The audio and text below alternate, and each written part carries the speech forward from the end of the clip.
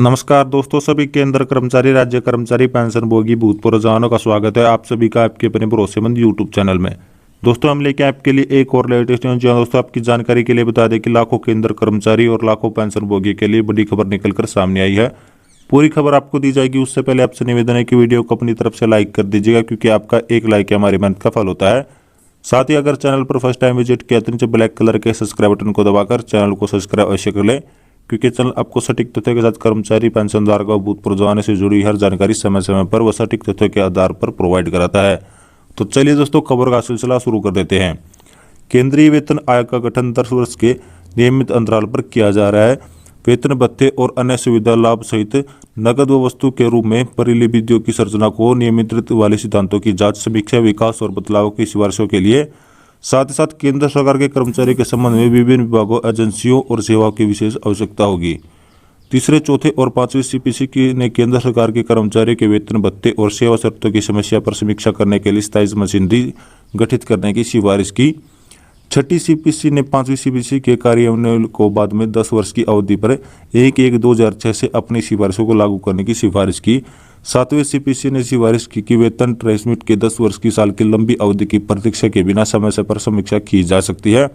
जी हाँ दोस्तों, मशीनरी अगले वेतन आयोग के गठन के बारे में तीसरे, चौथे, पांचवें, छठे और सातवें सीपीसी की सिफारिशों का सार अनुबंध किया गया है।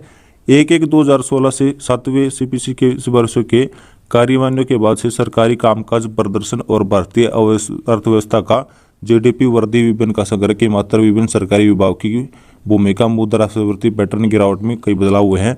मुद्रास्फीति के कारण वास्तविकता, वेतन व सेवा की स्थिति, सार्वजनिक उपभोक्ता के निजी क्षेत्रों की भूमिका और उन पर सरकार का विनिमय, प्रत्येक विभाग में कर्मचारी की संख्या राष्ट्रीय पेंशन योजना के तहत कवर की गई है। कर्मचारी की संख्या, गरीबी में काफ़ी कमी, उपभोक्ताओं के बदलाव, कर्मचारी को आम जनता का पैटर्न आदि, वेतन स्तर, वेतन वृद्धि, वेतन निर्माण, पदोन्नति, एमएसपी, सेवानिवृत्ति लाभ आदि में विषयगत के संबंध में देश भर के विभिन्न अदालतों में कई कानूनी मामले लंबित हैं, जिससे अदालतों का कीमती समय बर्बाद होता है और सरकारी कामकाज की दक्षता प्रभावित होती है। सार्वजनिक सेवाओं में दक्षता की किसी भी कारण से समझौता नहीं किया जाना चाहिए। सार्वजनिक सेवा की गुणवत्ता में निरंतर सुधार और प्रशासनिक सुधार की गुंजाइश होनी चाहिए। कर्मचारी के विभिन्न समूहों के बीच वेतन की असमानता, विसंगतियों को दूर करने के ऊपर बताए गए कारणों के लिए वेतन आयोग का गठन करने की आवश्यकता। वेतन आयोग के वेतन एवं भत्ते, कार्य परिस्थितियों, पदोन्नति के अवसर पर पदों के वर्गीकरण आदि से संबंधित सभी सिद्धांतों का अध्ययन करने और कर्मचारी पक्ष सहित प्रत्येक हिस्सेदारी के विचार को सुनाने के लिए पर्याप्त समय दिया जाना चाहिए। इसलिए अनुरोध है कि तुरंत 8वें वेतन केंद्र आयोग का गठन किया जाए, ताकि उसे सभी मौजूदा विषयगतियों को करने और विषयगतियों के लिए जगह पर विभिन्न व्यापक सिफारिशें देने के लिए पर्याप्त समय मिल सके। जी हाँ दोस्तों, प्रतिलिपि केंद्र वित्त सचिव, भारत सरकार, सचिव, कार्मिक एवं प्रशिक्षण विभाग, CVRBI और रेलवे बोर्ड, रेलवे मंत्रालय वेतन संशोधन के लिए निरंतर मशीनरी आवश्यकता है। विभिन्न पर वेतन आयोग की सिफारिशें।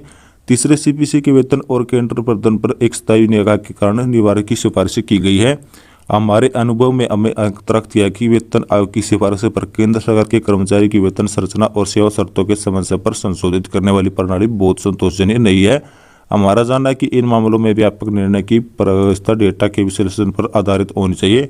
ये तब संभव है लेकिन जब वेतन के आयोग की समिति अवधि के भीतर इतनी बड़ी संख्या में कर्मचारियों के लिए वेतनमान और सेवानिवृत्ति पर सिफारिश करनी पड़े। जी दोस्तों, इसलिए हम वेतन और केंद्र प्रबंध में एक स्थायी निकाय के निर्माण का सुझाव देंगे। चतुर्थ सीपीसी ने केंद्र सरकार के कर्मचारी, वेतनभोगी सेवा भर्तियों की समय पर समीक्षा करने के लिए एक स्थायी मशीनरी बनाने की सिफारिश की है। अगर हम ऐसा कहने का साहस कर सके तो वेतन आयोग का काम श्रमदायी है और इसमें समय लगता है। इसके अलावा वेतन आयोग 10 वर्ष के अंतराल पर आता है। इस बीच वेतन निर्माण प्रणाली और पदोन्नति नीति के संबंध में बहुत सारे परिवर्तन होते हैं।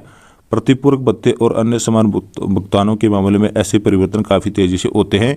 एक भत्ता जिसे अपर्याप्त माना जाता है उसे उचित नहीं हो जाता यदि परिवर्तन शीघ्रता से होता है। इसलिए यह आवश्यक है कि केंद्र सरकार के कर्मचारी के वेतन भत्ते और सेवा शर्तों की समस्या पर समीक्षा करने के लिए एक स्थायी मशीनरी होनी चाहिए। इससे सरकार प्रभावी, व्यवस्थित और समन्वित तरीके से अपने वेतन नीति के कार्यान्वयन की निगरानी करने से भी समीक्षा होगी।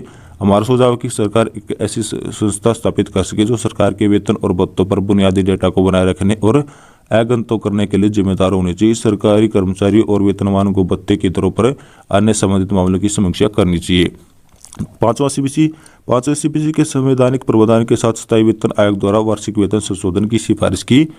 मुक्त बाजार उदारित व्यवस्था में पांचवें वेतन आयोग की वर्षों के सारांश पर पैरा 99 के अनुसार वेतन संशोधन के लिए निरंतर मशीनरी की सख्त आवश्यकता है। जी दोस्तों, वेतन वृद्धि के लिए निरंतर मशीनरी की आवश्यकता है। आयोग की सिफारिश की कि वेतन वृद्धि संशोधन भविष्य में एक संवैधानिक प्रावधान अपना अधिकार प्राप्त करने के लिए एक स्थायी वेतन आयोग को सौंपा जाना चाहिए, जिसकी सिफारिशों में एक बाध्यकारी चरित्र होना चाहिए।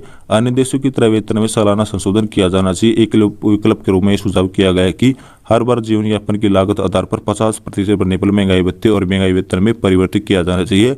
इसका यह अर्थ ये होगा कि 4 से 5 साल के वेतन में संशोधन होगा। अंतिम विकल्प वर्तमान के समय तक एक दशीय अभाव करना चाहिए, लेकिन निश्चित तिथियों के आधार पर योग्य नहीं सुझाव किया जा सकता। अगले वेतन आयोग के गठन की तारीख 1/1/2003 की बाद नहीं होनी चाहिए और इसकी सिफारिश और कार्यवाही की तारीख 1/1/2006 होनी चाहिए, भले ही इसकी रिपोर्ट कब प्रस्तुत की गई है।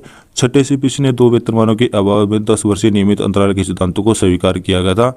पांचवें वेतन केंद्रीय वेतन अनुशासन में 1/1/1994 को लागू किए गए। पांचवें सीपीसी में सिफारिश की गई थी। छठे केंद्रीय वेतन आयोग द्वारा सिफारिशों के कार्यवाही की तारीख 1/1/2006 पूर्व निर्धारित की जानी चाहिए। सातवीं सीपीसी ने 10 वर्ष की लंबी प्रतीक्षा की बिना वेतन मैट्रिक की आवधिक समीक्षा की सिफारिश की। यह भी सिफारिश की जाती है कि मैट्रिक की 10 साल की लंबी अवधि की प्रतीक्षा किए बिना समय समय पर प्रतीक्षा की जाए। इसकी समीक्षा और संशोधन क्रियोड फॉर्मूले के आधार पर की जा सकती है, जो आम आदमी की कटोरी बनाने वाली वस्तु की कीमत के बदलाव को ध्यान में रखते हुए जिसका शिमला में श्रम ब्यूरो समय समय पर परीक्षा की जा सके। यह सुझाव दिया गया कि इससे पहले अन्य वेतनों की सिफारिश के बिना समय समय पर उस पर मैट्रिक के संशोधन का बनाया जाना चाहिए। तो दोस्तों, हम आशा करते हैं कि आपको हमारी जानकारी पसंद आएगी, तो वीडियो को लाइक करें, शेयर करें तथा चैनल को सब्सक्राइब करें। तो दोस्तों, मिलते हैं एक और आगामी वीडियो के साथ। जब तक के लिए जय हिंद, धन्यवाद।